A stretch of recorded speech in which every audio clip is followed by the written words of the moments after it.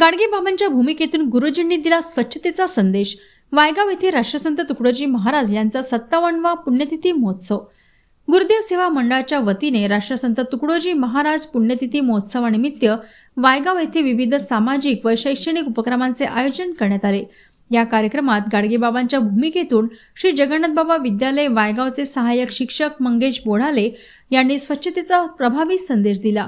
त्यांच्या प्रेरणादायी सादरीकरणामुळे उपस्थितांमध्ये स्वच्छतेविषयी जनजागृती निर्माण झाली।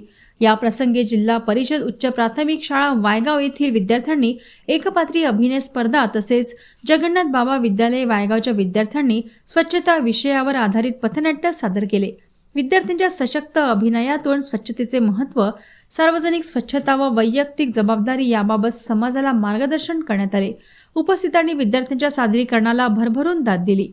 या कार्यक्रमाला गुरुदेव सेवा मंडळाचे सर्व पदाधिकारी, ग्रामपंचायतीचे सर्व पदाधिकारी, जिल्हा परिषद उच्च प्राथमिक शाळा वायगावचे सर्व विद्यार्थी, मुख्याध्यापक व शिक्षक, जगन्नाथ बाबा विद्यालय वायगावचे मुख्याध्यापक व शिक्षक वृंद, विद्यार्थी तसेच समस्त ग्रामवासीय मोठ्या संख्येने उपस्थित होते।